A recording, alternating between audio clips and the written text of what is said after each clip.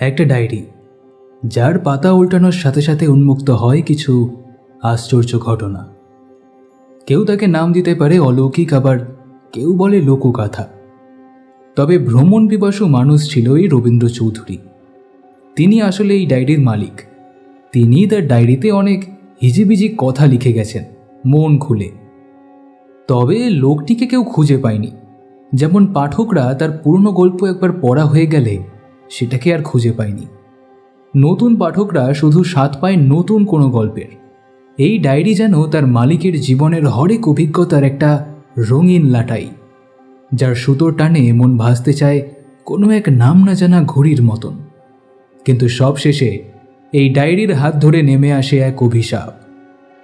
এবার পাঠক আর শ্রোতা উভয়পক্ষ বিচার করতে পারেন যে এই রহস্যের ভয়ালপাড়ি জমাবেন কিনা। সাক্ষী হতে চান কোনো লোমহর্ষক অভিজ্ঞতার? তোমরা শুনছো 86.7 তোমার FM, আর আমি আরজে সৃজন। আর আজ তোমাদের জন্য সৌরভ মজুমদারের লেখা রবীন্দ্র চৌধুরীর দ্বিতীয় হরর অ্যাডভেঞ্চার গল্প সেই দিন। সৌরভ মজুমদার জন্ম 1986 সালে হাবড়ার অশোকনগরে। 2007 সালে ইঞ্জিনিয়ারিং পাশ করে কর্মসূত্রে দেশে বিদেশে পাড়ি জমিয়ে বর্তমানে এখন কলকাতার একটি বেসরকারি সংস্থায় কর্মরত। লেখালেখিতে আগমন 2017 থেকে। প্রথম গল্প প্রকাশ হিলশিগুড়ি নামক একটি লিটল ম্যাগাজিনে। তাছাড়া বিভিন্ন পত্র পত্রিকা ও সোশ্যাল মিডিয়াতে তিনি লেখালেখি করেন। সম্প্রতি তার লেখা দুটি বই 24/7 পাবলিকেশন ও অডিক বইওয়ালা থেকে প্রকাশ পেয়েছে। দারোগা দেবী প্রসাদ রায়ের সমগ্র এক, অন্যায়ের গহ্বরে ও শিবুদা সমগ্র, চিন্তার ঊর্ধ্বে। এই দুটো বই এখন অ্যামাজন এবং ফ্লিপকার্টে দু জায়গাতেই পাওয়া যাচ্ছে। আপনারা চাইলে সেটা সংগ্রহ করতে পারেন। লিংক ডেসক্রিপশন বক্সে রয়েছে। আজকের গল্প পাঠে তমাল, অন্যান্য চরিত্রে গল্পের জন্য চ্যানেল থেকে সৌমেনদা, স্টোরি অফ টুমরো বাংলা থেকে দীপ, শুভদীপ্তদা, বিভা এবং আমি আরজে সৃজন। গল্পের পোস্টার ডিজাইন কৌশিক। শব্দগ্রহণ, আবহ সঙ্গীত এবং পর্ব পরিচালনায় আমি আরজে সৃজন। তো শুরু হচ্ছে আজকের গল্প, সৌরভ মজুমদারের লেখা রবীন্দ্র চৌধুরীর দ্বিতীয় অভিযান সেই দিন।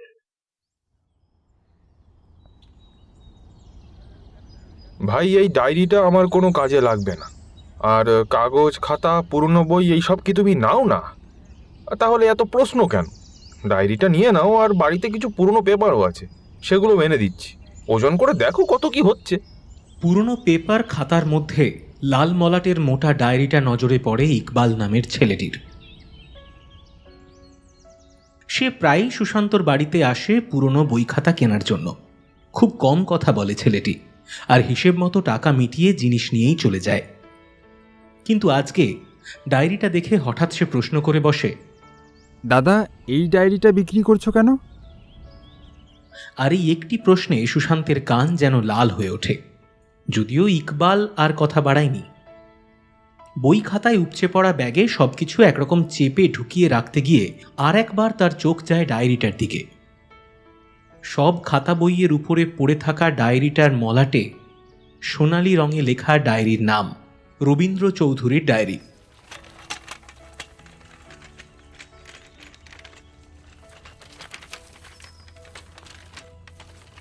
সাইকেল চালানো থামিয়ে একটা মাঠের পাশে দাঁড়ায় ইকবাল। চারিদিকে কংক্রিটের রাজত্বে এই জায়গাটি একটু অন্যরকম। শহরের মধ্যেও যে এমন একটা জায়গা থাকতে পারে তা ইকবাল ভাবতে পারে না। মানুষের চিৎকার, গাড়ির আওয়াজ, এই নিয়েই তো বেঁচে আছে সকলে। তার বাড়ির পাশে টাইম কলে জল তোলা নিয়ে তো প্রতিদিন ঝগড়া লেগেই থাকে, আর সেই আওয়াজেই সকালে ঘুম ভাঙে তার। যদিও এসব কিছু তার অপছন্দের, তার ভালো লাগে খেলার মাঠ, পরিষ্কার আকাশ আর পুরনো বই। পড়াশুনো ক্লাস 8 পর্যন্ত। বাড়িতে মা, বাবা, ভাই, বোন কেউ নেই। এক কামরা ঝুপড়িতে তার একমাত্র সঙ্গী হলো পুরনো বই আর ডায়েরি। লোকে বোঝা মনে করে, আর সে মনে করে মূল্যবান সম্পত্তি। আজ ইকবাল তো বেশ খুশি। আজ তার হাতে এসেছে আরও একটি পুরনো ডায়েরি। এই ডায়েরির ভিতরেও নিশ্চয়ই এমন কিছু লেখা থাকবে যা থেকে অজানা কিছু জানতে পারবে সে। আপন ভোলা 23 বছরের ছেলেটি এখনও স্বপ্ন দেখতে বড্ড ভালোবাসে। আর সে মনে করে ভালো স্বপ্ন দেখতে হলে ভালো কিছু পড়তে হয় বা ভালো কিছু জানতে হয়। সাইকেল থেকে নেমে পিছনে রাখা ব্যাগ নামিয়ে রাখে ইকবাল। ব্যাগ থেকে ডায়েরিটা বের করে পাশে একটি গাছের নিচে বসে সে। জায়গাটি বেশ ফাঁকা এখন। দুপুরের চড়া রোদে মাঠে কুকুর আর গরু বাদে আর কেউ নেই, যদিও তারা খুঁজে খুঁজে অপেক্ষাকৃত অন্ধকার জায়গাটাই বেছে নিয়েছে। রবীন্দ্র চৌধুরী, কে আপনি? আর কি বা লিখেছেন এই ডায়েরিতে? আপন মনেই বলতে থাকে ইকবাল। ডায়েরি খুলে পড়ার আগে একবার ডায়েরির চারপাশটা দেখে নেয় সে। বেশ খাসা দেখতে ডায়েরিটা। জানি না কি লেখা আছে এটাতে। আরে আরে তো পড়লেই জানা যাবে। না, কেন যে সময় নষ্ট করছি আমি আজকাল একটু বেশি ভাবছি মনে হয়। নিজের সঙ্গে কথা বলতে বলতে ইকবাল খেয়াল করে তার পাশে একটি কুকুর এসে বসেছে। তবে কখন যে প্রাণীটির উদয় হয়েছে তা ইকবাল জানে না। আরেকটা আশ্চর্য জিনিস ইকবাল খেয়াল করে, কুকুরটা এক দৃষ্টিতে দেখছে ইকবালের হাতের ডায়েরিটা। ইকবাল সেদিকে কোনো গুরুত্ব না দিয়েই ডায়েরি খুলল। কোথা থেকে একটা অদ্ভুত সুন্দর গন্ধ এসে ভরিয়ে তুলল তার চারপাশ। ঈষৎ হলুদ হয়ে যাওয়া ডায়েরির পাতাগুলো হঠাৎ একটা দমকা হাওয়ার সঙ্গে উল্টাতে থাকে ক্রমাগত। চাঁদি ফাটানো রোদের মাঝে গাছের শীতল ছায়া আর অদ্ভুত ঠান্ডা হাওয়ায় ইকবালের ইচ্ছে হয় শরীরটাকে এলিয়ে দেওয়ার। পাশে বসে থাকা কুকুরটিও নিজের পায়ের উপর মাথা রেখে চেয়ে থাকে ইকবালের দিকে। ডায়েরির পাতাগুলো এক হাত দিয়ে চেপে ধরে ইকবাল পড়তে শুরু করে। ডায়েরির ভিতরে প্রথম পাতায় মোটা মোটা অক্ষরে লেখা মৃত্যুর পুনরুত্থান। সেই পাতা উল্টাতে গিয়ে অবাক হয় ইকবাল। তার পরের পাতাগুলো খালি। পরপর 20টি পাতা উল্টানোর পরে চোখে পড়ল মোটা অক্ষরে লেখা সেই সিন। ইকবাল সামান্য স্বস্তি বোধ করে, কারণ এর পরের পাতা থেকেই শুরু হয়েছে লেখা। এই ধরনের লেখার ধরনের সঙ্গে ইকবাল পরিচিত। দিনে প্রায় 1-2খানা করে গল্পের বই বা পুরনো নোটবুক তো তার হাতে এসেই থাকে, যদিও আজকেরটা আগেরগুলোর থেকে আলাদা। আজকেরটা পুরনো হলেও বেশ যত্ন নিয়েছে তার আগের মালিক। বেশ জোরেই পড়তে থাকে ইকবাল। পাশে শুয়ে থাকা কুকুরটা বাদে শোনার মতো আর কেউ নেই আশেপাশে। তবুও এত শুনশান জায়গায় মনের ভয়কে দূর করতে এই পন্থা বেশ কার্যকরী।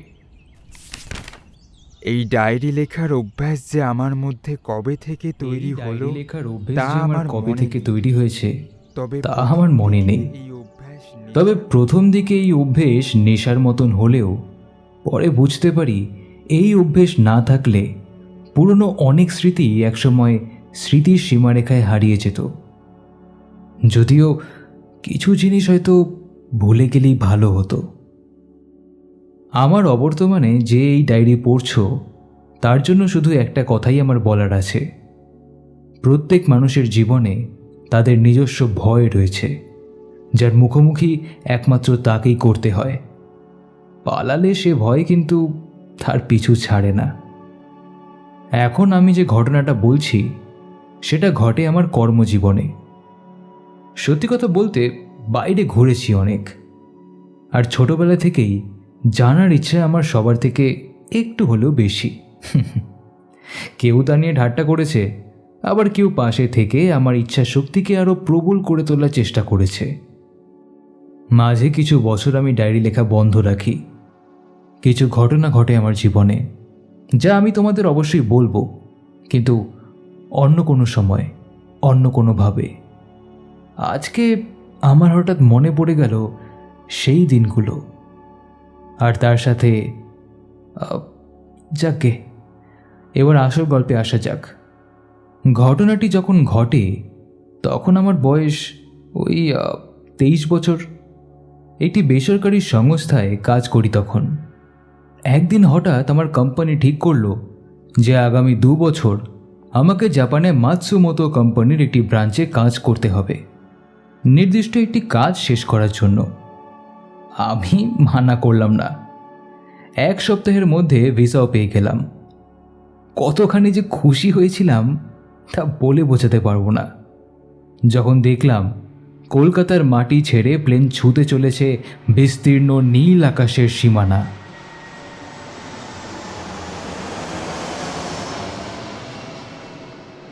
এই অভিজ্ঞতা বলে বোঝানো কঠিন। জীবনে প্রথমবার বিদেশ যাত্রা, নতুন কিছু জানা, এই নতুনের স্বাদ, তার গন্ধ আমাকে আমাকে অনেকটা ছোটবেলা থেকেই টানতো। আর আজ সেই সুযোগ নিজে আমার কাছে ধরা দিতে কিভাবে তাকে সরিয়ে রাখি আমি। প্রচণ্ড খুশি হয়েছিলাম সেদিন।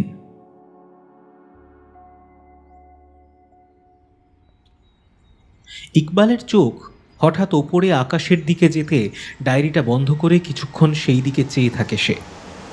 মেঘের ফাঁক দিয়ে আপন মেজাজে গুরুগম্ভীর আওয়াজ করে ভেসে চলেছে একটি উড়োজাহাজ। অনেক রকমের স্বপ্ন মনের ভিতর তৈরি হয় তার। সে মাঝে ভুলেও যায় যে সেটা স্বপ্ন।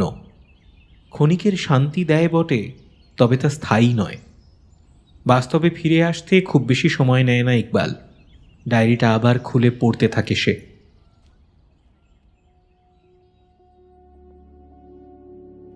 মাতসুমোতো যেতে 2টি ফ্লাইট পরিবর্তন করতে হয়। মাঝখানে দিল্লিতে প্রায় 6 ঘন্টার বিশ্রাম। লাউঞ্জে বসে সময় কাটানো খুবই অস্বস্তিকর। তবুও সঙ্গে থাকা বইগুলো তার যথাসাধ্য চেষ্টা করছে আমাকে সঙ্গ দেওয়ার। হঠাৎই একজন ভদ্রলোক এসে আমার কাছে একটা পেন চাইলেন। পকেট থেকে পেন বার করে তাকে দিতে গিয়ে লোকটির দিকে নজর গেল। মনে হলো এদেশীয় নয়। চোখগুলো টানা টানা, উচ্চতা 5 ফুটের বেশি হবে না। নাকটা যেন গালের সাথে মিশে গিয়েছে। চামড়ার রং ফ্যাকাশে, মাথায় পাকা চুল আর গালের কুচকোনো চামড়া দেখে বোঝা যায় লোকটির বয়স ওই 50-60-এর মাঝামাঝি। পেনটি নিয়ে হাতের ব্যাগ নিচে রেখে সেখান থেকে একটি কাগজ বের করে কিছু লিখল সে। তারপর আমাকে পেনটা ফেরত দিয়ে শরীরটার সামনে আংশিক ঝুঁকিয়ে ধন্যবাদ জ্ঞাপন করে চলে গেল। মাতসুমোতোর সাথে ভারতবর্ষের সময়ের পার্থক্য ওই 3.5 ঘন্টা। বলে রাখা ভালো যে এক্ষেত্রেও কিন্তু আমরা পিছিয়ে। সেনসু মাতসুমোতো বিমানবন্দরে যখন নামলাম তখন পরের দিন দুপুর 3টে। বাইরে আসতে ক্যালেন্ডারের সাথে প্রকৃতির অদ্ভুত সাদৃশ্য খুঁজে পেলাম। ডিসেম্বর মাস, আর তার সাথে এই ভয়ঙ্কর ঠান্ডা। রাস্তার ধারে সামান্য বরফও চোখে পড়ল আমার। কিন্তু যা আমাকে সবচেয়ে বেশি আকর্ষণ করলো সেটা হলো এই জায়গার পরিষ্কার পরিচ্ছন্নতা। গেস্ট হাউস থেকে গাড়ি এসেছিল এয়ারপোর্টে। আমি থাকবো ইয়ামাগাতা নামে একটি জায়গায়। এয়ারপোর্ট থেকে আনুমানিক ওই 7 কিলোমিটার দূর হবে গেস্ট হাউস। এখানে আসার আগে অনেক কিছু ভেবেছিলাম। আমি পড়েছিলাম শহরটির প্রাকৃতিক সৌন্দর্য এক কথায় যা ব্যক্ত করা যায় না। এখানে যেমন আছে 400 বছরের পুরনো মাতসুমোতো দুর্গের মতো অতি প্রাচীন নিদর্শন, তেমনই শহরটাকে ঘিরে আছে তুষারাবৃত হিডা পর্বত শৃঙ্গ। গাড়িতে বসে প্রাকৃতিক শোভা উপভোগ করার মতন সৌভাগ্য আমার ছিল না, কারণ তখন চারিদিকে কুয়াশা আর অঝোরে বৃষ্টি আমার ইচ্ছেগুলোকে মনের ভিতরে বন্দি করে রাখল।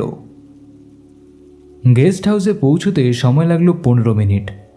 জায়গাটি অত্যন্ত নিরিবিলি, আর তার মধ্যে আজকের আবহাওয়ার জন্য সব কিছুই কেমন যেন রহস্যময় হয়ে উঠেছে। কুয়াশাচ্ছন্ন ইয়ামাগাতা তার অতিথি সৎকারে ব্যর্থ।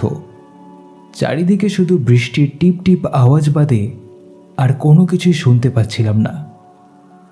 আর তার সাথে পাল্লা দিয়ে বইছে ঠান্ডা কনকনে হাওয়া।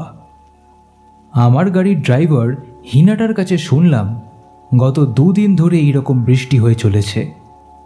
খুব একটা সুখকর অনুভূতি না হলেও মনে মনে ভগবানকে অনুরোধ করলাম তাড়াতাড়ি যেন সব কিছু ঠিক হয়ে যায়। হিনাটা বলল, আমার অফিস এখান থেকে প্রায় 3 কিলোমিটার দূরে সিনমেই নামে একটি জায়গায়। সে নিজেই তার গাড়িতে আমাকে দিয়ে আসবে আর ছুটির পর আমাকে নিয়েও আসবে। আমার কোম্পানি তার জন্য অতিরিক্ত কিছু জাপানিজ ইয়েন দেবে তাকে। হ্যাঁ, জাপানি মুদ্রাকে ইয়েন বলা হয়ে থাকে। গেস্ট হাউসে প্রবেশ করতে দরজার সামনে ঝুলতে থাকা উইন্ড চাইম আওয়াজ করে উঠল। বাইরে ঠান্ডা হলেও ভিতরের তাপমাত্রা বেশ আরামদায়ক। হিনাটা আমার জিনিসপত্র নিয়ে এসে রিসেপশনে রাখলো আর আমাকে বলল কিছুক্ষণ অপেক্ষা করতে, সে তার মাকে ডেকে দিচ্ছে। আসলে এই বাড়িটা হিনাটার নিজের। মা ও ছেলে দুজনেই থাকে এখানে। দোতলা এই বাড়িটাকে গেস্ট হাউস হিসেবে ভাড়া দিচ্ছে কিছু বাড়তি রোজগারের আশায়।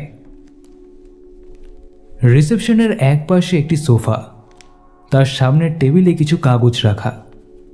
দেওয়ালের এক পাশে তাকের ওপর রাখা একটি টিভি, যেটি চালু থাকলেও কোনো আওয়াজ হচ্ছে না তাতে। একা ঘরে পায়চারি করছি, এমন সময় একটা আওয়াজে রীতিমতো চমকে উঠলাম আমি। কখন যে ঘরে একটা লোমশ কুকুরের আবির্ভাব হয়েছে আর সে আমাকে দেখে ভয়ঙ্করভাবে চিৎকার করে চলেছে। ইকবাল শত চেষ্টা করেও পাশে বসে থাকা কুকুরটাকে কিছুতেই শান্ত করতে পারে না। সে যেন কিছু দেখেছে, সামনে তাকিয়ে অনবরত ডেকে চলেছে। ওহো, আরে কি হলো তোর? এই চুপ কর না। কে শোনে কার কথা? কিছু বললেই তার চিৎকারও যেন বেড়ে যায়। ইকবাল ডায়েরি বন্ধ করে উঠে গেলেও কুকুরটি তার ডাকা থামালো না। মুখে একটা বিরক্তির ভাব প্রকাশ করে ইকবাল কাগজ ভর্তি ব্যাগ সাইকেলে চাপিয়ে প্যাডেল করা শুরু করলো।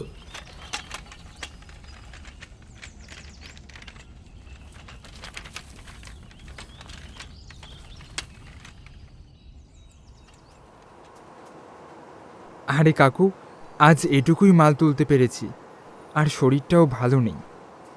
ইকবালের কথায় দোকানের মালিক পরিতোষ মাইতি মুখ বিকৃত করে বলে, ইকবাল, ফাঁকি মারা বন্ধ কর এবার। সুজয়কে দেখ কত মাল আনে, আর তুই? আর সুজয় বলছিল তুই নাকি এর থেকে পুরনো বই বা ডায়েরি নিজের কাছে রেখে দিস। এটা কি সত্যি? আরে কাকু, না না, সুজয় যা বকে সব বিশ্বাস করো কেন? ফালতু একটা ছেলে। ওই ওই তুই ঝোলাটা আনতো, ওর মধ্যে কি আছে দেখি। ইকবাল আর কষ্ট করে সাইকেলে ঝোলানো নিজের ব্যাগ নিয়ে আসে না, কারণ মিথ্যে কথা গুছিয়ে বলার মতো ক্ষমতা তার নেই।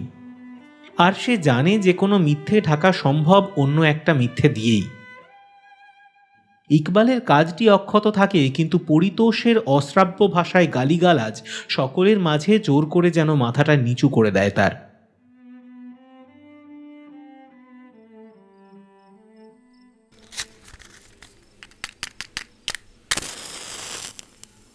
রাতে ঘরে ফিরে বিড়ি ধরিয়ে নিজের ব্যাগটা বিছানায় ছুঁড়ে ফেলে ইকবাল। অন্যদিন সেই ব্যাগ থেকে বেরোতো কোনো বই বা ডায়েরি, কিন্তু আজ সেখানে বাংলা মদের বোতল ছাড়া আর কিছু নেই। অনেক আগে নেশা করত সে। মাঝে হঠাৎ একদিন পেটে খুব ব্যথা হওয়ার পর মদ খাওয়া বন্ধ করে দিয়েছিল সে।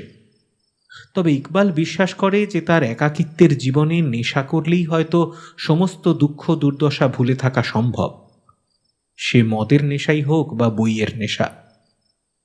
কিন্তু আজ যে বই নেই, ধীরে ধীরে হয়তো প্রথম নেশাটাই সঙ্গী হবে তার। রবীন্দ্র চৌধুরীর ডায়েরি এখন আর তার কাছে নেই। নাম না জানা একটি দেশের অদ্ভুত ভ্রমণ কাহিনী মাঝপথেই থমকে দাঁড়ায় ইকবালের মালিকের কৃপায়। ভাগ্যে আজ যা জুটেছে এবং তার মস্তিষ্কের বিক্রিয়াগুলোতে সামান্য মন্থর করতে একমাত্র উপায় হলো আকণ্ঠ মদ্যপান। ঘড়িতে এখন রাত 12:20। ঝুপড়ির আধখোলা দরজাটা আবার খুব ধীরে ধীরে খুলতে থাকে। বাইরের ল্যাম্পপোস্টের আলোক ছটা ঘরের ভিতরে অন্ধকারের সঙ্গে কিছু সময় লুকোচুরি খেলে, দরজা বন্ধ হওয়ার সঙ্গে সঙ্গেই হঠাৎ করেই যেন অদৃশ্য হয়ে যায়। এই সব কিছুই এক দৃষ্টিতে দেখছে ইকবাল বেশ অনেকক্ষণ ধরেই। অন্ধকারে স্পষ্ট বোঝা না গেলেও ইকবাল বুঝতে পারে কেউ যেন বারবার তার ঘরে ঢুকে কিছু খুঁজছে। কিন্তু তার থেকেও আশ্চর্যের বিষয় হলো দরজার ফাঁক দিয়ে যেটুকু বাইরে দেখা যায় তার চোখে পড়ে দুপুরের সেই কালো নেড়ি কুকুরটা দরজার ঠিক বাইরেই বসে এক দৃষ্টিতে চেয়ে আছে ঘরের ভিতরের অন্ধকার এক কোণে বসে থাকা ইকবালের দিকেই। দুপুরের ক্ষিপ্রতা এখন সেই কুকুরটার মধ্যে নেই, বিস্ফারিত চোখ তার। ইকবাল কুকুরের ডাক বা তাদের কান্না আগে শুনেছে, সেও বুঝতে পারে কখন কুকুর রেগে গিয়েছে বা কখন অনুরোধের ভঙ্গিতে কিছু পাওয়ার আশায় সঙ্গে সঙ্গে ঘুরছে। পাড়ার অনেক কুকুরকেই সে সকালে চায়ের দোকান থেকে বিস্কুট কিনে খাওয়ায়। কুকুর প্রাণীটি তার প্রিয়, কিন্তু এই অভিব্যক্তি সে আগে কখনো কোনো কুকুরের মধ্যেই দেখেনি। বাইরের কুকুরটির নজরে যেন কিছু প্রশ্ন খেলা করছে। সে হয়তো জানতে চাইছে আগন্তুককে আমি আগে কখনো দেখেছি কিনা। সে হয়তো জানে আগন্তুকের আবির্ভাবের পেছনে ভালো কোনো উদ্দেশ্য নেই। ইকবাল হাতের ডায়েরিটা পাশে রেখে মনে মনে আল্লাহর নাম জপ করতে থাকে। লাল মলাটের ডায়েরিটার উপরে সোনালি রঙে লেখা রবীন্দ্র চৌধুরীর ডায়েরি। শালা পরিতোষের বাচ্চা, নিজেও অশিক্ষিত আর কেউ পড়াশুনো করবে তাও বেটা সহ্য করতে পারে না। শালা ডায়েরিটা নিয়ে নিল। মদের গ্লাসে চুমুক দিয়ে মুখটা সামান্য বিকৃত করে বলে ওঠে ইকবাল। রাত এখন 10টা। পাশের ঝুপড়িতে প্রতিদিনের মতো ঠিক এই সময় সঞ্জু মদ খেয়ে এসে চিৎকার করতে থাকে। ইকবাল একবার চেঁচিয়ে ওঠে, আরে ওই শালা চুপ কর, প্রতিদিন গালিগালাজ, ভালোভাবে কথা বলতে পারিস না? শালা কোনো দিকেই আমার শান্তি নেই। এখানে আমার পড়াশোনা হয় নাকি? আমারই বেশি ন্যাকামো, সব পুড়িয়ে ফেলবো আজকে, সব পুড়িয়ে ফেলবো। দাঁড়া দাঁড়া, বের করতে দে, শুধু আমাকে বের করতে দে, সব পুড়িয়ে ফেলবো আজকে। ইকবাল খাটের তলা থেকে ট্রাঙ্ক বার করে তার মধ্যে রাখা বইগুলোতে আগুন ধরাতে যায়। বেশ কয়েকবার বইগুলোতে আগুন ধরাতে যেতেই নিভে যায় দেশলাই কাঠি। ঝাপসা দৃষ্টি আর কাঁপা হাতে সাধ্যমতো চেষ্টা করতে গিয়েও কেঁদে ওঠে ইকবালের মন, কিন্তু আজ সে বদ্ধপরিকর। এই কাজ তাকে করতে হবেই। বাক্সের শেষ দেশলাই কাঠি জ্বালিয়ে সেটি ট্রাঙ্কের দিকে ছুঁড়ে দিতেই ইকবালের চোখ পড়ল ট্রাঙ্কের বইগুলোর উপরে রাখা একটি লাল মলাটের ডায়েরির উপরে। কিন্তু আগুন এইবার নিজের জেল্লা দেখাতে শুরু করেছে। দপ করে একটি বইয়ের ধার জ্বলে উঠল। ইকবাল সময় নষ্ট না করে জ্বলতে থাকা অংশটি নিজের হাত দিয়ে চেপে ধরল। প্রবল কষ্টে চুপ করে থাকা তার অনেক পুরনো অভ্যেস। সেই কষ্ট হতে পারে মানসিক বা শারীরিক। আর বর্তমানে পরিতোষের প্রতিনিয়ত কটাক্ষের দরুন সে এই বিষয়ে যথেষ্ট অভিজ্ঞ। ডায়েরিটা হাতে নিয়ে ভীত বা আশ্চর্য হয়ে সময় নষ্ট করবার মতো অভিরুচি ইকবালের ছিল না। তার মনে এই প্রশ্ন একবারও তৈরি হয়নি, যে বস্তু সে নিজের হাতে রেখে এসেছে তার বাড়ি থেকে 4 কিলোমিটার দূরে একটি পুরনো খাতা বই বিক্রির দোকানে, সেটি কিভাবে আবার তার ঘরে খাটের নিচে ট্রাঙ্কের মধ্যে এসে উপস্থিত হলো। ডায়েরি নিয়ে খাটে বসে গ্লাসের অবশিষ্ট মদটুকু গলায় ঢেলে গল্পের বাকি অংশটুকু পড়তে শুরু করল সে।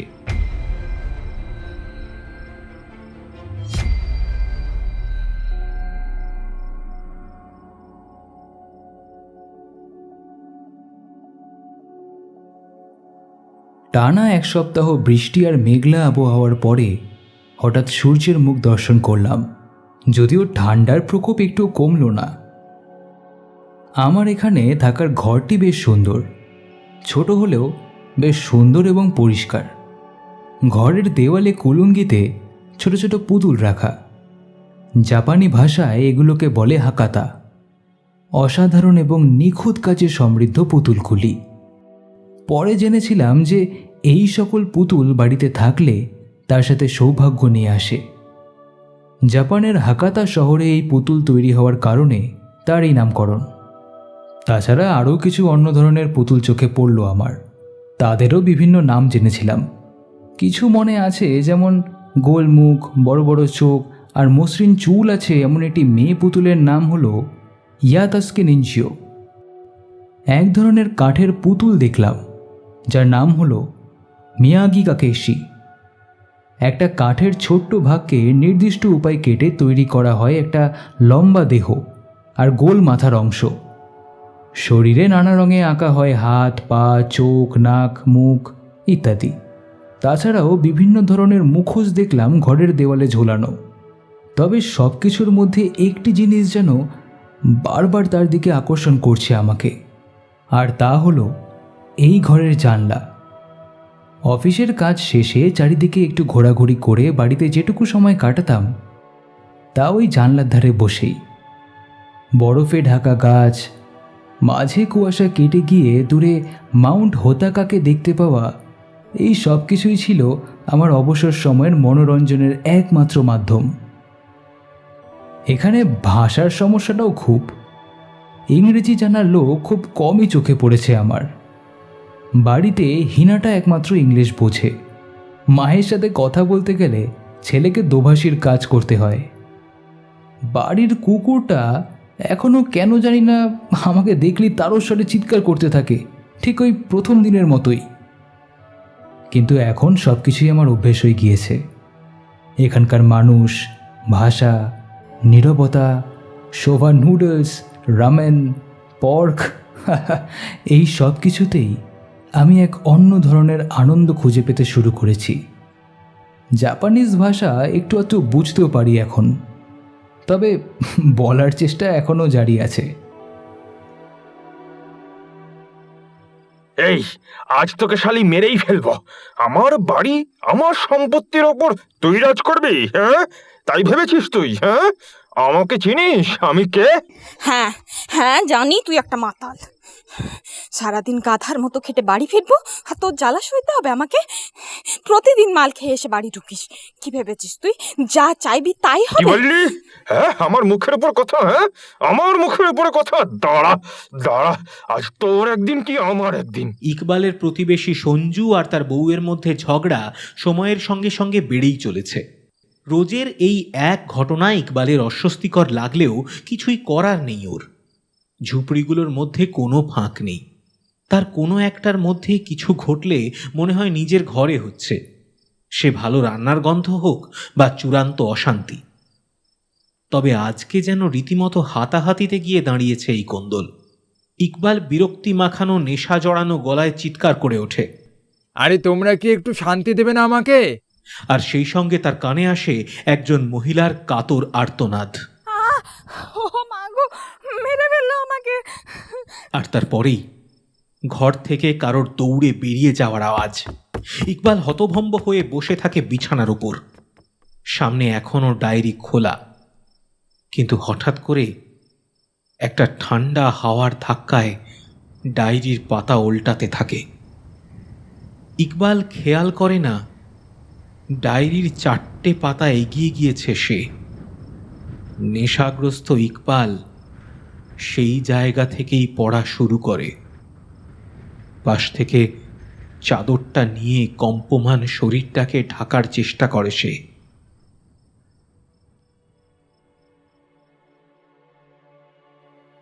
দিন যায়, ঘন্টা যায়, যায় সে সময়।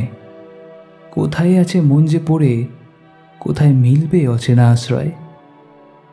দীর্ঘ 4 মাস পরে সেই দিন এলো, যেই দিন এই 4 দেওয়াল চেনা পরিবেশ ছেড়ে বেরিয়ে পড়লাম প্রকৃতির স্বাদ নিতে এক নতুন জায়গায়।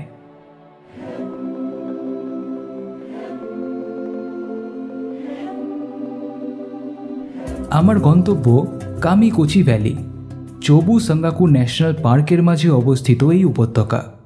সমুদ্রপৃষ্ঠ থেকে 4600 ফুট উচ্চতায় নর্দার্ন জাপানিজ অ্যালপসের অন্তর্ভুক্ত এই অঞ্চল বেষ্টিত তুষারাবৃত পর্বত শৃঙ্গ দ্বারা।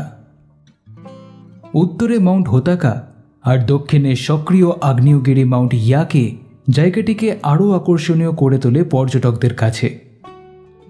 নাগার্নো স্টেশন থেকে বাস ধরে প্রায় 3 ঘন্টার যাত্রা এবং 2টি লম্বা টানেল পেরিয়ে পৌঁছলাম তাইশো ইকে বাস স্টপে। তাইশো ইকো থেকে পায়ে হাঁটা রাস্তা জঙ্গলের ভিতর দিয়ে চলে গিয়েছে কামিকোচি ভ্যালিতে। এপ্রিল মাসের প্রথম এবং শীতের শেষ। প্রকৃতি এক অভূতপূর্ব সৌন্দর্যের চাদর ছড়িয়ে রেখেছে গোটা জঙ্গলটার ওপরে। জায়গায় জায়গায় স্থান শনাক্তকরণের সুবিধার্থে রাখা হয়েছে ফলক, যার মধ্যে সেই জায়গা এবং পরবর্তী স্থানের নাম, তার দূরত্ব সব কিছু জাপানি এবং ইংরেজি ভাষায় লেখা। তবে ট্যুরিস্ট কিন্তু সেই রকম চোখে পড়ল না। বাসে আমাকে বাদ দিয়ে একটি কাপল ছিল আর 4 জন স্থানীয় লোক। আর এখন জঙ্গলে হাঁটার সময় সঙ্গী হিসেবে পেলাম বাসের সেই দম্পতিকে। তাইসো ইকে জলাশয় থেকে এই জায়গার নামকরণ হয়েছে। এই জঙ্গলে ব্ল্যাক বিয়ারের উপদ্রব খুব, তাই পরামর্শ মতো 2 ছোট ছোট ঘণ্টা কিনেছি। ভাল্লুকরা নাকি এই আওয়াজে কাছে আসতে চায় না। এই সব কিছুই গেস্ট হাউসে হিনাটার কাছ থেকে শোনা। তার কাছ থেকে আরও কিছু শুনেছিলাম রাতে যেন কোনোভাবেই ওপরে না থাকি। কারণটা শুনে বুঝেছিলাম যে এটা নিছকই একটি স্থানীয় উপকথা হিসেবে প্রচলিত। শুনে রোমাঞ্চিত হলেও বাস্তবের সাথে কতখানি এর যোগাযোগ আছে সে বিষয়ে সন্দেহ আমার মনে পুরো মাত্রায় রয়েছে। উঁচু উঁচু আকামাৎসু বা জাপানি পাইন গাছের সাম্রাজ্যের বুক চিরে যখন এগিয়ে চলেছি সামনের দিকে, চেনা রাস্তা হলেও বারবারই মন যেন হারিয়ে যেতে চায় এই জঙ্গলে। অদ্ভুত এই সৌন্দর্য, অকল্পনীয়তার অস্তিত্ব। মাটি এখনো ভিজে, জায়গায় জায়গায় জমে আছে জল কাদা। গতরাতে ইয়ামাগাতা তথা এই অঞ্চলে খুব বৃষ্টি হয়েছে। আর এক রাতের বৃষ্টির পরেই এমন উন্মুক্ত আকাশ অতিথিদের স্বাগত জানায় তার নিজের ছন্দে। এই জঙ্গলটা ভারতের জঙ্গলের মতন গভীর না হলেও সমান রহস্য লুকিয়ে রয়েছে এই চুবু সাঙ্গাকু ন্যাশনাল পার্কে। প্রায় 2 ঘন্টা হাঁটার পর এসে পৌঁছলাম তাসিরো মার্স। মার্স কথাটার অর্থ হল বিশাল জলাভূমি। জায়গাটিতে গাছের সংখ্যা একটু কম। দূরে দেখা যায় মাউন্ট হোতাকা মাথা তুলে দাঁড়িয়ে। হিডা মাউন্টেন রেঞ্জের উচ্চতম শৃঙ্গ হল হোতাকা, উচ্চতা 1470 ফিট। আমার সাথে উপস্থিত 2 জন ব্রিটিশ দম্পতি তখন ব্যস্ত ছবি তুলতে। মাঝে মাঝে আমাকেও বলছে তাদের ছবি তুলে দেওয়ার জন্য। আমার কাছে ক্যামেরা না থাকলেও আমি জানি যে মনের ক্যামেরার তুলনায় উৎকৃষ্ট প্রযুক্তি জগতের অন্য কোনো ক্যামেরাতে নেই। তাসিরো মার্স থেকে আরও 2 ঘন্টা হাঁটতে হবে, তাহলে গিয়ে পৌঁছবো কামিকোচি ভ্যালিতে। ধীরে ধীরে জঙ্গল হয়ে উঠছে আরও গভীর, কিন্তু পথের নির্দেশ থাকার কারণে দিকভ্রষ্ট হবার কোনো সম্ভাবনাই নেই। কানে আসে এক অজানা পাখির ডাক বহুদূর থেকে, যা অনুরণিত হতে থাকে জঙ্গলের অলিন্দে। হঠাৎ করেই মেঘ এসে ঢেকে দেয় উঁচু পাইনের মাথা, আবার পরক্ষণেই সব হালকা। রোদের আলো স্পর্শ করে আমার ব্যাকপ্যাক। ব্রিটিশ দম্পতি তখন অনেকখানি এগিয়ে গিয়েছে। একা একা চললেও ভয়ের থেকে একটা অজানা রোমাঞ্চ কাজ করে চলেছে আমার মনের ভেতরে।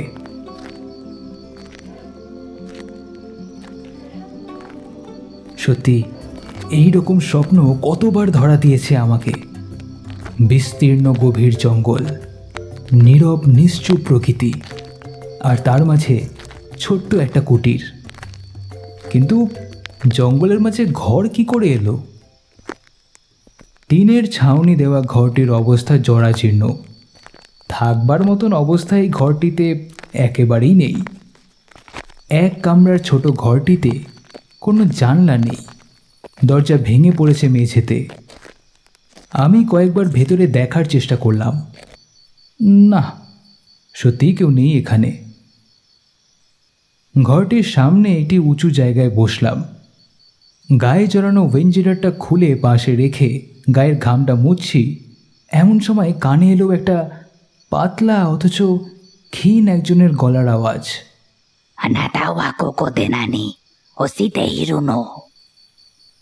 এতদিনে জাপানিজ ভাষা কিছুটা রপ্ত করেছি আমি, সেই সুবাদেই বুঝলাম যে উনি আমাকে জিজ্ঞেস করছে এখানে আমি কি করছি। পেছন ফিরে তাকাতেই চোখে পড়ল সেই পরিত্যক্ত ঘরটা, যার ভিতরে কিছুক্ষণ আগেও কেউ ছিল না। সেখানে গেরুয়া কাপড় পরে একজন মধ্যবয়স্ক লোক বসে আছে।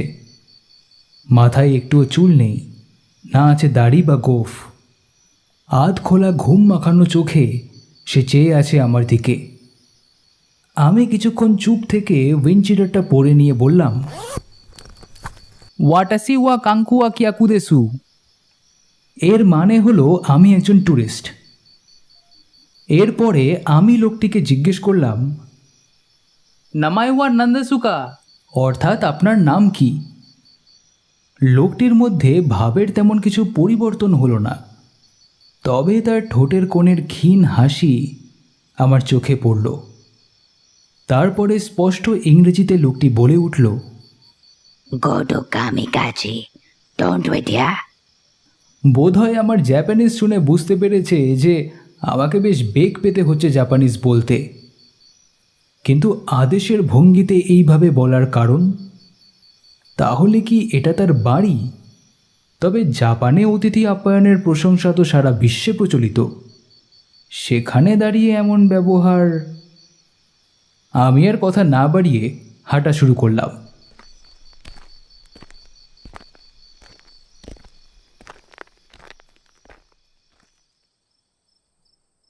আমাদের দেশেও অতিথিদের যথেষ্ট সম্মান করে।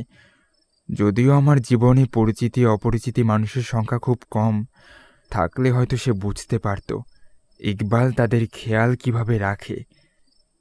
কিন্তু যদি কেউ বিনা অনুমতিতে প্রবেশ করে আমার বাড়িতে, মানছি সে পরিচিত নয়, অথচ আমার ঘরে প্রথম এসেছে, চিনি বা না চিনি, তাকে কি বের করে দেব?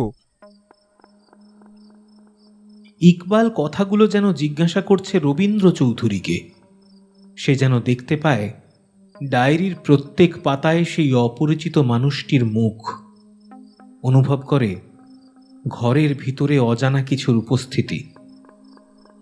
মেঝের উপর তার চলাচলের আওয়াজ স্পষ্ট, দু পায়ের নয়, 4 পা নির্দিষ্ট ছন্দে মেঝের উপরে আওয়াজ তৈরি করছে। প্রথমটা খুব ধীরে, আর তারপরে খুব দ্রুত দুবার। মনে হয় সামনের পায়ে ভর রেখে পিছনের পা দুটো দিয়ে লাফাচ্ছে এই আগন্তুক। কিন্তু সে এত চুপ কেন?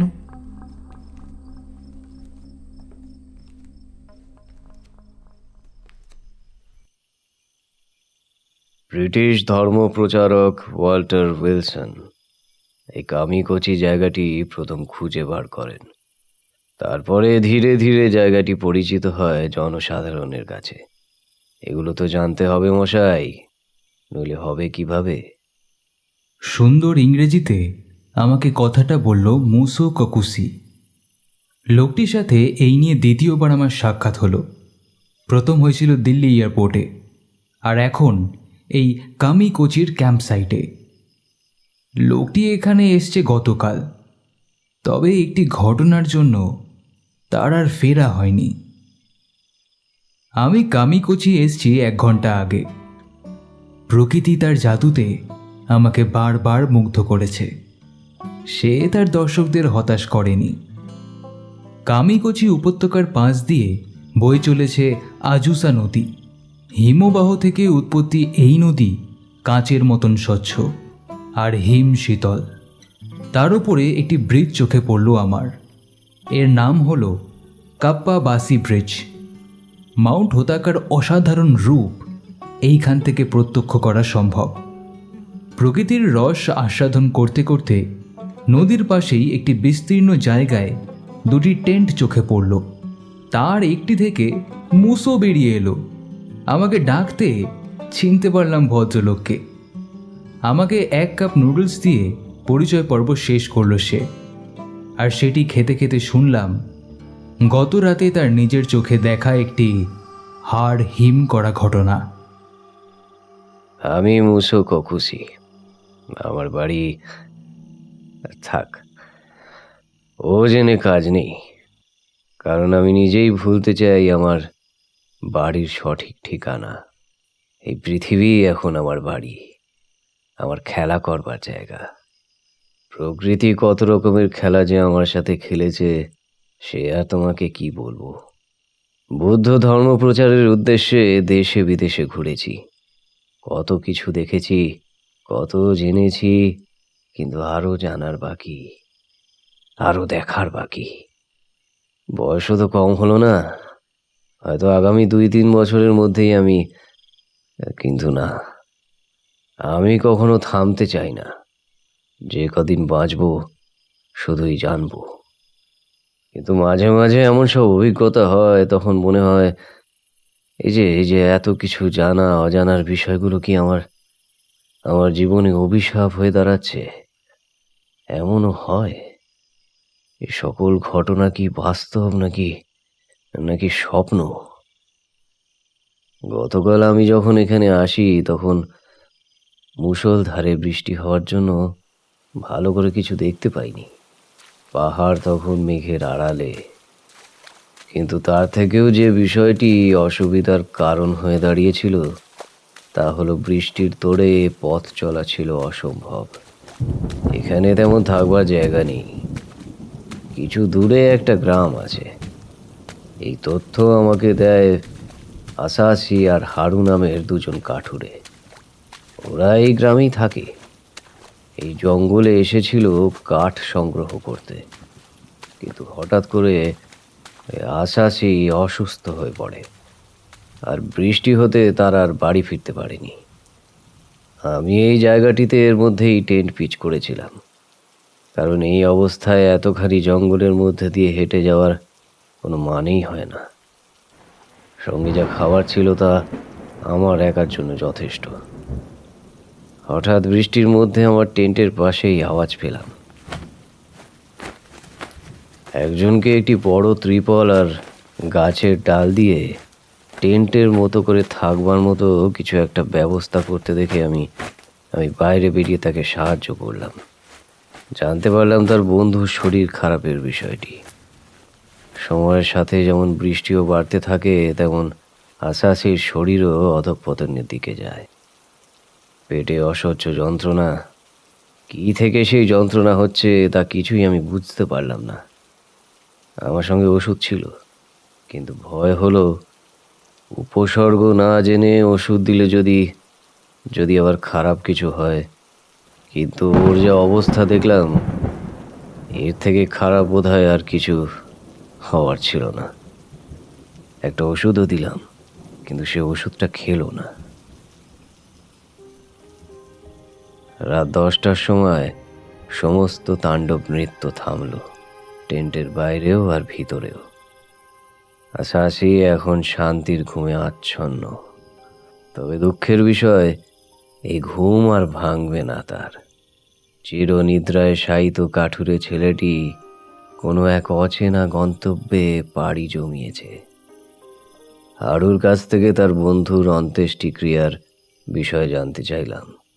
তার কাছে জানলাম এক আশ্চর্য তথ্য। হারুদের গ্রামে কেউ মারা গেলে তাকে কবর দেওয়া হয় না বা দাহ করারও কোনো নিয়ম নেই।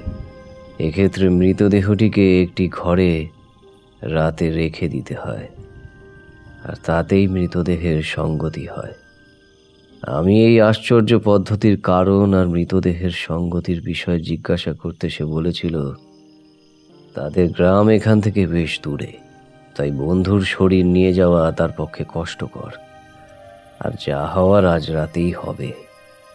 চোখের জল মুছে সে শুধু বলল, 2টি টেন্টের একটি টেন্টে আসাসের দেহ রেখে যদি আমার সাথে আমার টেন্টে এই রাতটা কাটায় তাহলে আমার কোনো আপত্তি আছে কিনা। হারুর অদ্ভুত প্রস্তাবে মনের ভিতর প্রশ্ন ও সন্দেহ দুই তৈরি হলেও আমি চুপ করে রইলাম। সব ক্ষেত্রে প্রশ্ন করা সাজে না, তাতে উত্তর অন্যভাবে ধরা দেওয়ার সম্ভাবনা থাকে। রাত তখন 3:10। আমার ঘুম ভাঙে টেন্টের বাইরে হওয়া একটি অদ্ভুত আওয়াজে। মিথ্যে কথা বলবো না, জঙ্গলের মাঝে ওই রকম আওয়াজে আমি বেশ ভয় পেয়েছিলাম। পাশে হারুকে ডাকতে গিয়ে খেয়াল করলাম সে চোখ খুলেই শুয়ে আছে। তাকে ধরতে বুঝলাম তার সারা শরীর কাঁপছে। আমি জিজ্ঞাসা করলাম, হারু কি হয়েছে? কিন্তু কোনো উত্তর পেলাম না। আওয়াজটা কিন্তু তখনও হচ্ছে, যেন যেন কেউ কিছু একটা খাচ্ছে। হঠাৎ মনের ভিতরে একটা আশঙ্কা তৈরি হতে পাশ থেকে টর্চ নিয়ে বাইরে বেরোতে গেলাম। পাশের টেন্টে যে আশাসের দেহ রাখা আছে, কোনো জন্তু এসে কি তার শরীরটা নিয়ে? এটা ভাবতেই সারা শরীরে শিহরণ খেলে গেল আমার। টেন্ট থেকে বেরোনোর সময় হারু একবার আমার হাতটা ধরল। সে যেন কিছু একটা বলতে চাইছিল আমাকে, কিন্তু ভয়ে কিছু বলতে পারল না। আমি প্রায় জোর করেই বাইরে বেরিয়ে ওই আওয়াজ অনুসরণ করে পাশের টেন্টের দিকে গেলাম। এবং যা দেখলাম, না বলা উচিত যাকে দেখলাম এবং সে যা করছিল, তাতে আমি বাকরুদ্ধ হয়ে শুধু চেয়েই থাকলাম সেই দিকে। জানি না কেন আমার সারা শরীর পাথর হয়ে গেল। কোনো কথা বলা বা কিছু করার ক্ষমতা তখন আমার মধ্যে আর নেই। সাধারণত আমি ভয় খুব কম পাই, কিন্তু চোখের সামনে যখন একজন মানুষের শরীর আর একজন মানুষ ছিঁড়ে ছিঁড়ে খায়, এই অপার্থিব দৃশ্য দেখে কি নিজেকে সংযত করে রাখা সম্ভব? কোনো আষাঢ়ে গল্প নয়, সত্যি আমি দেখলাম এক রুগ্ন কৃষ্ণবর্ণ অস্বাভাবিক লম্বা শরীরের একজন লোক মাটির ওপরে বসে সামনে শুয়ে থাকা আশাসের শরীর থেকে অঙ্গ প্রত্যঙ্গ ছিঁড়ে ছিঁড়ে নিজের মুখে ঢুকিয়ে পরম তৃপ্তিতে তা খেয়ে চলেছে। আশাসের শরীরের কিছু অংশ এখন পড়ে তার সামনে, যেমন তার উদর ও মাথা। তবে তার খাওয়ার গতি সহজেই বুঝিয়ে দেয় খুব তাড়াতাড়ি সেগুলিও তার উদরাস্ত হবে।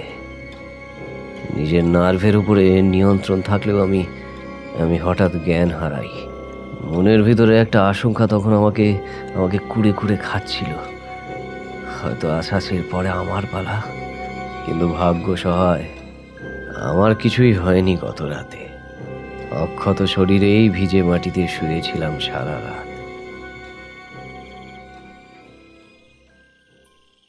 ভোরের দিকে হারু এসে আমাকে টেন্টের ভিতরে নিয়ে যায়। জ্ঞান ফিরতে সব কিছুই যেন দুঃস্বপ্নের মতো মনে হচ্ছিল আমার। অবশ্য আশাসির শরীরটা আমরা কেউ আর খুঁজে পাইনি, এমনকি সেখানে রক্তের একটা ফোঁটাও আমার চোখে পড়েনি। পুরো ঘটনা বলার পরে মুসো একটু থামল। আমাকে নিয়ে পাশের টেন্টের দিকে এগিয়ে গিয়ে বলল, এইখানেই ছিল দেহটা। কি মনে হচ্ছে, এখানে গত রাতে কিছু ছিল? আমি একভাবে অনেকক্ষণ পর্যবেক্ষণ করে বললাম, না মানে সেরকম কিছু তো মনে হচ্ছে না, মানে বিশ্বাস করাই যাচ্ছে না যে। যাই হোক, মানে জানতে পারলেন যে ওই লোকটি কে ছিল?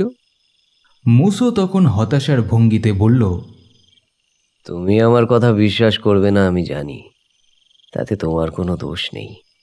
আমি থাকলেও এই কথাই বলতাম। হ্যাঁ, হারু বলেছিল আমাকে, যদিও সে থাকলে ওর কাছ থেকে শুনলে ভালো হতো, কিন্তু সে নিজের গ্রামে ফিরে গিয়েছে। হারুদের গ্রামে কেউ মারা গেলে তাদের কোনো ঘরে এক রাতে রেখে দেওয়া বাধ্যতামূলক। ওই প্রাণীটি এসে মৃতদেহ খাবে, আর তাকে কেউ যেন বাধা না দেয়, এমনটাই নিয়ম। যদিও বাধা দেওয়ার কোনো উপায় আছে কিনা সে বিষয়ে তাদের কোনো ধারণা নেই। বাধা দিলে নাকি পুরো গ্রামবাসীর নানা ভয়ঙ্কর অভিজ্ঞতা হবে, ভয়ঙ্কর দুঃস্বপ্ন, অনাহারের শিকার হবে তারা। এক ভয়ঙ্কর অভিশাপ নেমে আসবে তাদের উপর। প্রাণীটির একটা অদ্ভুত নাম সে বলেছিল, জেকি নিঙ্কি। বয়স্ক লোকেরা বলে পূর্বজন্মে কোনো পুরোহিত বা ধার্মিক ব্যক্তি লোভের বশে খারাপ কাজ করলে পরের জন্মে তাদের জেকি নিনকি হয়ে বেঁচে থাকতে হয়। গ্রামে গঞ্জে এমন লোককথা প্রচলিত আছে এখনো। সাধারণ মানুষ যা শুনলে আজগুবি মন করা গল্প হিসেবে উড়িয়ে দেবে আর কি। আমিও তাই করতাম, কিন্তু কাল রাতের ঘটনা জানি তুমিও বিশ্বাস করবে না, তোমাকে জোরও করব না আমি, তুমি নাই মানতে পারো, কিন্তু যা ঘটেছে তারপরে আমার আর অবিশ্বাস করবার মতো কোনো উপায় নেই। আমি তাকে আর প্রশ্ন করলাম না। এমন লোককথা আমারও জানা আছে। হিনাটা বলেছিল আমাকে এখানে আসার আগে, আর এটাও বলেছিল কামিকুচিতে যেন আমি রাত না কাটাই। ঘড়িতে চোখ পড়তে বুঝলাম আর দেরি করা ঠিক হবে না। কে যেন বলেছিল জঙ্গলে নাকি খুব তাড়াতাড়ি অন্ধকার নেমে আসে, তারপরে সেই জঙ্গল হয়ে ওঠে নরকের উন্মুক্ত দ্বার, যেখান থেকে তৈরি হওয়া প্রাণঘাতী আক্রমণ আকস্মিকভাবে কেড়ে নেয় নিষ্পাপ প্রাণ। মুসো নিজেও আর দেরি করল না, নিজের জিনিসপত্র গুছিয়ে নিয়ে সেও আমার সাথে হাঁটা শুরু করলো। আশাসির টেনটা পড়ে রইল তার নিজের জায়গায়। পাঠক ভাবছে যে গল্পের শেষ হয়তো এখানেই। আমিও তাই ভেবেছিলাম, কিন্তু কিছু গল্পের শেষ বোধ হয় কখনোই হয় না। হয়তো তুমিও বুঝতে পারছো আমি কেন বলছি কথাটা।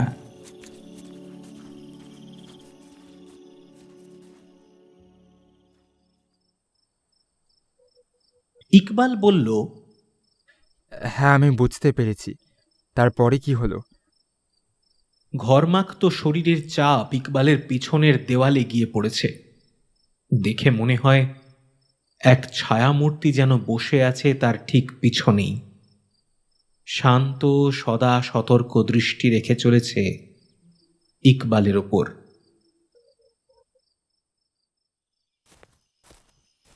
প্রায় 1 ঘন্টা হেঁটে আমি আর মুসো এসে পৌঁছলাম সেই ভাঙা বাড়িটির সামনে।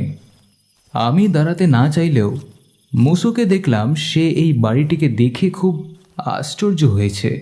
সে বলল, কাল যখন এসেছিলাম তখন তো এই ঘরটি ছিল না। আমি অবাক হয়ে চেয়ে রইলাম মুসোর দিকে।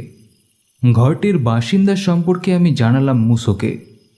আমার কথা শুনে বেশ কৌতূহলী হয়ে উঠলেন প্রবীণ মানুষটি। জঙ্গলে তখন আলো কম হয়ে আসছে ধীরে ধীরে, নিশ্চুপ হচ্ছে চারিপাশ। আমার চঞ্চলতায় ভ্রুক্ষেপ করল না মুসো। বাড়িটার দিকে এগিয়ে গেল সে আমাকে বলেছিল ফিরে যেতে, কিন্তু কেন জানি না আমি পারলাম না। আমরা দুজনেই এসে দাঁড়ালাম সেই জরাজীর্ণ ভগ্নপ্রায় বাড়িটার সামনে। দেখলাম সেখানে বসে আছে সেই লোকটা, সকালের মতোই, ঠিক একইভাবে নিজের জায়গায় স্থিত হয়ে চিন্তায় মগ্ন সে। আমাদের দেখে বলা বাহুল্য যে আমার পাশে দাঁড়িয়ে থাকা প্রবীণ মুসোকে দেখে হঠাৎ কেঁদে উঠল সে। তারপরে স্থানীয় ভাষায় চলতে থাকে তাদের কথোপকথন। আমি কিছুটা বুঝতে পেরেছিলাম। নিজের ভাষাতেই ব্যক্ত করছি পুরো ঘটনা। আশা করি পুরো ভাব অব্যাহত রেখেই পাঠকের মধ্যে সমান অনুভূতি তৈরি করতে সক্ষম হব আমি। লোকটির কান্না বন্ধ করতে মুসো কান্নার কারণ জিজ্ঞেস করল লোকটিকে। সে বলল, আমাকে মাফ করে দেন, তবে বিশ্বাস করুন আমি এমনটা করতে চাইনি। মুসো বলল, কিসের কথা বলছেন আপনি? আমি ঠিক বুঝতে পারছি না। আমার নাম আকিরা, তবে আগের জন্মে কি ছিল তা আমার জানা নেই। তবে যেটা জানি তা হলো ধার্মিক মানুষ ছিলাম আমি। ভগবানকে স্মরণ করেই আমার দিন যাপন হতো। লোভ আমার ছিল না, কিন্তু সেদিন একটা বড় অন্যায় করে বসলাম। অর্থের লোভ নয়, ক্ষমতার মোহে অন্ধ হয়ে এক মিথ্যে কথা বললাম। যে আত্ম অহনের পথ বেছে নিল আমার সতীর্থ। আমি থাকতাম কামিকুচি থেকে 10 কিলোমিটার দূরে একটি গ্রামে। এখনো সেখানে লোক থাকে। কাল রাতে তাদেরই দুজনেই জঙ্গলে কাঠ সংগ্রহ করতে আসে। ভাবছেন এত কিছু জানলাম কিভাবে? আমার সতীর্থ মৃত্যুর আগেই অভিশাপ দিয়েছিল, যে লোভে আমি নিজের পরিচিতের মৃত্যুর স্বাগত জানিয়েছি, সেই মৃতদেহের ক্ষুধাই হবে আমার একমাত্র বেঁচে থাকার মাধ্যম। এই অমঙ্গল নিয়েই আমাকে বাঁচতে হবে, এই পুনর্জন্মের প্রতিটা মুহূর্ত। আমি এসব কথা শুনে হাসতে গিয়েও থামলাম। মুসো আমার হাত চেপে সামনের বসে থাকা লোকটির মধ্যে হঠাৎ পরিবর্তন খেয়াল করতে বলল। এই কিছু সময়ে তার শরীরের রং খুব কালো হয়ে উঠেছে, চোখগুলো যেন ঠিকরে বেরিয়ে আসছে, মনির রং লাল, গলাটা অস্বাভাবিক রকমের লম্বা, বুকের পাঁজর যেন রুগ্ন শরীর ভেদ করে বাইরে বেরিয়ে আসতে চাইছে। ঠোঁটের কোণে স্পষ্ট হয়ে ওঠা ওই দুটো কি সদন্ত? হাতের নখগুলো এত ধারালো আর তীক্ষ্ণ কেন? লোকটি হেসে উঠল। একটা অচেনা স্বর বেরিয়ে আসে তার মুখ থেকে, যেন ঠোঁট নড়ছে তার, অথচ সমস্ত বচনের স্রষ্টা অন্য কেউ। চড়া গলায় সে বলল, ভয় পাবেন না, আপনাকে প্রমাণ দিতে আসল রূপ ধরলাম আমি। চিনতে পারছেন এবার? মুসো কাপা কণ্ঠে উত্তর দেয়, চিনতে পেরেছি। তুমি তো কাল রাতে। হ্যাঁ, আমি কাল রাতে আশাসিকে খেয়েছি, কিন্তু বিশ্বাস করুন, আমি কোনো নিয়ন্ত্রণে থাকি না। কোনো মৃতদেহের গন্ধ পেলেই সেখানে গিয়ে যতক্ষণ না দেহটাকে খাচ্ছি, ততক্ষণ যে আমার শান্তি হয় না। এইভাবে বছরের পর বছর আমি বেঁচে আছি। কোনো মহান আত্মা এসে আমায় যদি মুক্তি দেয়। কিন্তু আপনি পারবেন। সেকাকি ক্রিয়া করে আমাকে মুক্ত করুন, দয়া করুন, আমাকে মুক্ত করুন আপনি। এই অভিশাপ বয়ে নিয়ে চলার ক্ষমতা যে আমার আর নেই। আমি মুসোর দিকে তাকাতে দেখলাম সে যেন কিছু ভাবছে। আমি বললাম, আর সময় নষ্ট করো না এখানে, আর সময় নষ্ট করা ঠিক হবে না। পালাও এখান থেকে, অন্ধকার নেমে আসছে, তারপরে আমরা দুজনেই এখানে মারা পড়ব। মুসোর মধ্যে ভাবের কোনো পরিবর্তন হলো না। সে সামনে এগিয়ে গিয়ে নিজের ব্যাকপ্যাক থেকে একটা বই বের করে মাটিতে বসল। আমি দেখলাম সেই বইতে লেখা কিছু মন্ত্র পাঠ করছে মুসো, আর তার সাথে হাতের আঙুলগুলো দিয়ে হাওয়ায় যেন অদৃশ্য কিছু সংকেত তৈরি করছে সে। পর মুহূর্তেই সেই আঙুলগুলো বিশেষ মুদ্রায় পেটের কাছে রেখে শেষ করছে মন্ত্রপাঠ। তারপর আবার সেই বইয়ের পাতা উল্টে শুরু হচ্ছে সেই একই ধরনের সেকাকি নামক এই তন্ত্রাচার। অন্ধকার যেন গ্রাস করছে আমাদের চারপাশ। দূরে কোথাও অচেনা কোনো প্রাণী ডেকে চলেছে। সেই শব্দ কোনো দুর্বল হৃদয়ের জন্য নয়, আমারও জন্য নয়। আমার অন্তরাত্মা বলে উঠল, এখনই পালাও, নইলে সমূহ বিপদ। প্রাণ নিয়ে আর ফিরতে হবে না।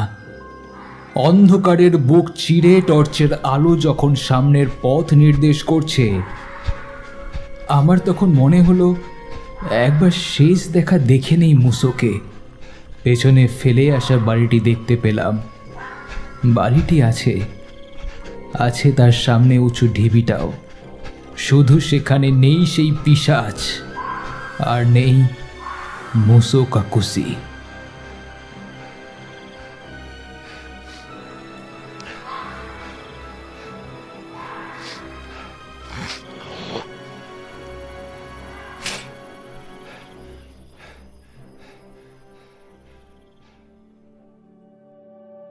আমি বলেছিলাম কিছু ঘটনার শেষ নেই, তার প্রমাণ আমি পেয়েছিলাম জাপানে থাকতেই। এই ঘটনার পরে কেটে গেছে প্রায় 6 মাস। রেস্তোরাঁয় বসে রামেন খাচ্ছি। খুব একটা মিষ্টি সুর বাজছে রেস্তোরাঁর ভেতরে। আমার সামনের টেবিলে বসে একজন ভদ্রলোক। কিছু সময় তার দিকে তাকিয়ে মনে করার চেষ্টা করলাম যে এই মুখটা কোথায় যেন দেখেছি। মনে পড়তে খাওয়া থামিয়ে তার দিকে এগিয়ে গিয়ে উত্তেজিত হয়ে বললাম, আরে আরে চিনতে পারছো আমাকে? কামিকোচিতে দেখা হয়েছিল, আমাদের পরিচয় হয়েছিল। আমি রবীন্দ্র, মনে পড়ছে এবার? সামনের মানুষটিকে সেই দিন জঙ্গলে আমি একা ছেড়ে এসেছিলাম। একান্ত ভয়ের বশেই এই রকম অন্যায় করেছি তা স্বীকার করতে আমার লজ্জা নেই। তাই সামনাসামনি তার সাথে দেখা হতে আমার কাজটা শেষ করা অত্যন্ত জরুরি। তাই আর দেরি করলাম না। আমি বললাম, আমাকে ক্ষমা করো মুসো, সেই দিন ওইভাবে তোমাকে না বলে চলে এসেছিলাম, তার জন্য আমি খুবই দুঃখিত। আমি জানি আমি খুব অন্যায় করেছি। তুমি হয়তো আমাকে ভীরু ভাবছো, তাতে কোনো অসুবিধা নেই। সব অপবাদ আমি মাথা পেতে নেব। শুধু আমাকে বলো, সেই দিন তারপর কি হয়েছিল? মুসোর মুখে সেই চেনা হাসি। আরে কিছু মনে করবার কি আছে? তোমার মধ্যেও সব দৃশ্য সহ্য করবার মতো ক্ষমতা নেই, সে আমি জানতাম। তাই মনে মনে চেয়েছিলাম যদি তুমি ওখান থেকে চলে যাও, কিন্তু বলতে পারছিলাম না। আসলে মন্ত্র বলতে বলতে অন্য কিছু বলা সাজে না। তবে সেই মন্ত্র কাজ করেছিল। কিভাবে? মন্ত্রপাঠ শেষ করতে খেয়াল করলাম সামনে সেই প্রাণীটি নেই। তবে সেই ঘর, চারপাশে জঙ্গল, কিছুই নেই। এ যেন অন্য জগৎ। চারিদিকে রুক্ষ প্রান্তর, ঝলসানো উত্তপ্ত পাথর ছড়িয়ে পড়ে আছে। আকাশের রং অস্বাভাবিক রকমের লাল। নিজের জায়গা থেকে উঠে চারিদিকে দেখতে একটি জায়গায় চোখ আটকে গেল আমার। দূরে কিছু যেন নড়ছে। আমি দৌড়ে সেদিকে গেলাম। কি দেখলাম জানো? আমি বিস্ময়ে জিজ্ঞাসা করলাম, কি? একজন উপুর হয়ে বসে আছে মাটির উপরে শুয়ে থাকা একটি মৃতদেহের উপর। তার শরীর থেকে মাংস ছিঁড়ে ছিঁড়ে নিজের মুখে ঢোকাচ্ছে প্রাণীটি। সেদিক থেকে চোখ সরাতে পারলাম না আমি। আমার দৃষ্টি কিন্তু আর সেই নরখাদকের দিকে নেই। আমার সম্পূর্ণ চেতনা নিবদ্ধ সেই ক্ষত বিক্ষত মৃতদেহের প্রতি। তার মুখের সাথে আমার যে খুব মিল। আমি চিৎকার করে বলে উঠলাম, কি কি বলছো? কি বললাম? যা সত্যি তাই বললাম।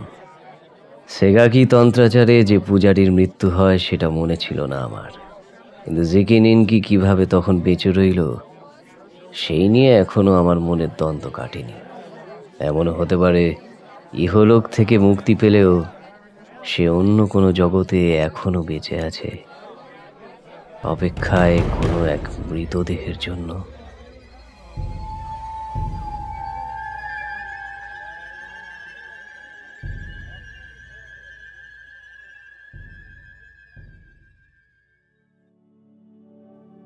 রেস্তোরাঁর একজন কর্মী আমাকে সেই দিন ধরেছিল, না হলে হয়তো পড়ে গিয়ে শরীরে ক্ষত তৈরি হতে পারত, সেখান থেকে রক্তও বের হতে পারত আমি কোমায় চলে গিয়ে কিছুদিন পরে ঢলে পড়তাম মৃত্যুর কোলে। এত কিছু নয়, একটু বেশি ভাবছি আমি। তবে সেখানে উপস্থিত কয়েকজন ব্যক্তি আমাকে ডাক্তারের সাথে পরামর্শ করতে বলেছিল। ইয়ামাগাতার বিখ্যাত মানসিক রোগের ডাক্তারের খোঁজ দিল একজন ব্যক্তি। সেই ভদ্রলোকের মনে হয়েছে যে নিজের সাথে কথা বলাটা এক রকমের মানসিক রোগ।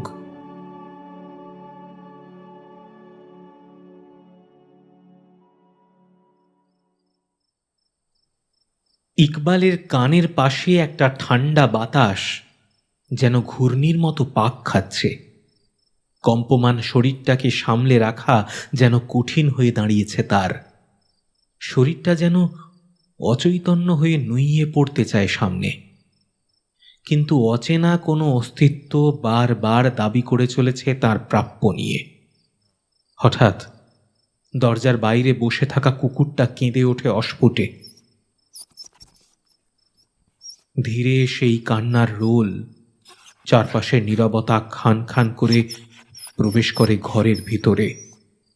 জ্ঞান হারায় ইকবাল। শুধু চেতনা যাওয়ার আগের মুহূর্তে তার কানে আসে ঘর থেকে দ্রুত কিছু বেরিয়ে যাওয়ার আওয়াজ।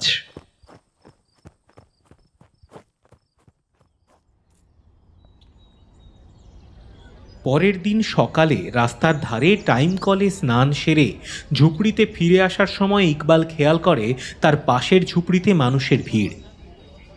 সকলে কিছু যেন বলা বলি করছে নিজেদের মধ্যে। সেদিকে গুরুত্ব না দিয়ে ঘরে ঢুকে নিজেকে তৈরি করে নেয় সে।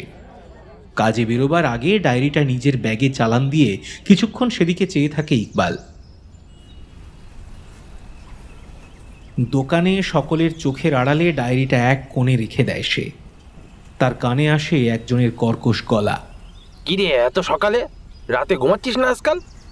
পরিতোষের কথায় কোনো উত্তর দেয় না ইকবাল। কি রে, কিছু জিজ্ঞাসা করছি তো তোরে। ঠিক আছে স্যার, তাড়াতাড়ি এসেছিস যখন, দোকানে কিছু কাজ আছে, সেগুলো শেষ করে বেরিয়ে পড়। ওই শোন, ওই শুনলাম তোদের বস্তিতে একটা খুন হয়েছে। খুন? কে? কোথায়?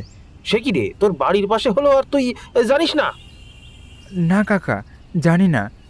কে হয়েছে খুন? আরে পুলিশ বলছে ওই মেয়েটার স্বামী, কি নাম যেন, ওই সঞ্জু, হ্যাঁ, ও নাকি বউকে মেরে লাশ গুম করে দিয়েছে। রাতে বস্তির সকলে শুনেছে স্বামী স্ত্রীর মধ্যে ঝামেলা।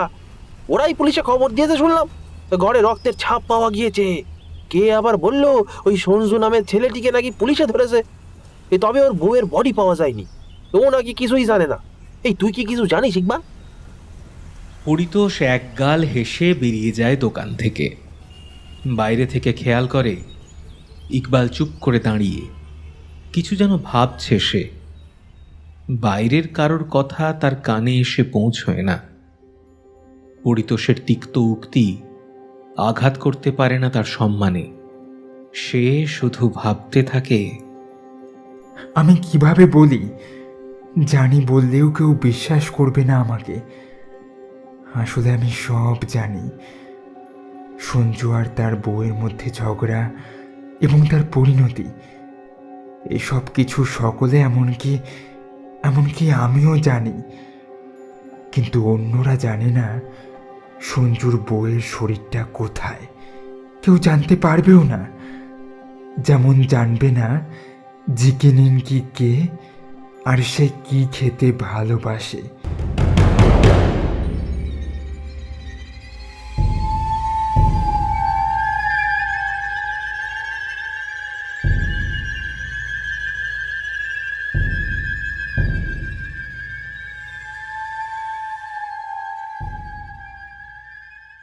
শুনছিলে আজকের গল্প সৌরভ মজুমদারের লেখা সেই দিন।